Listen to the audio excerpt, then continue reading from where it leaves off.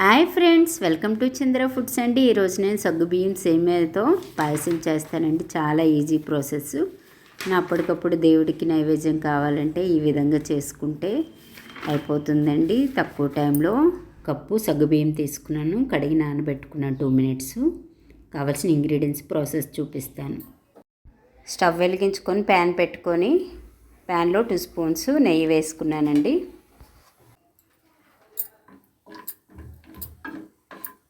Coli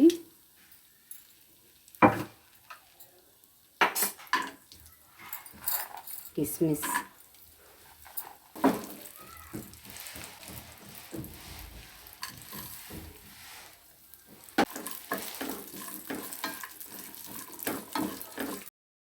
brown colour వచ్చాక dry fruits వేగినవి బౌల్లోకి వేసుకొని వేయించుకుంటున్నాను.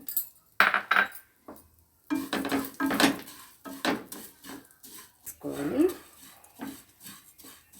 ఈ విధంగా వేగితే సరిపోతుంది. అదే బౌల్లోకి నానబెట్టుకున్న సగ్గుబియ్యం కూడా వేయించుకోవాలి. లైట్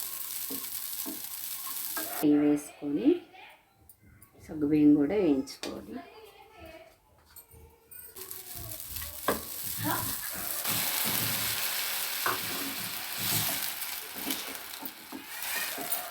50% ఉడికిన సగ్గుబియ్యంలో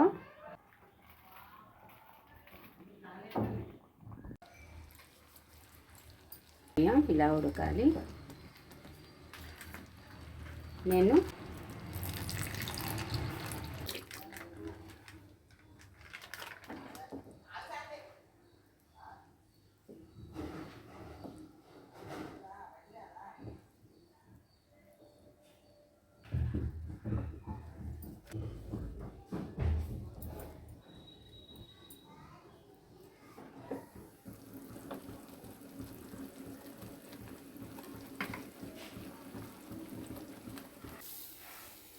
పాయసంలో ఒక బౌలు షుగర్ యాడ్ చేసుకోవాలి స్వీట్నెస్ కోసం.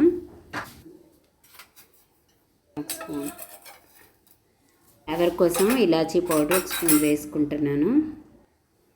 2 మినిట్స్ షుగర్ మెల్ట్ అయ్యే వరకు బాయిల్ చేసుకోవాలి.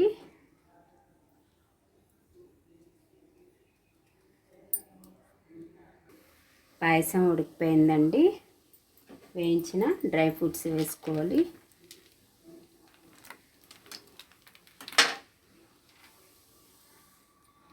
పాయసం రెడీ అయిపోయిందండి. బౌల్లోకి తీసుకోవాలి.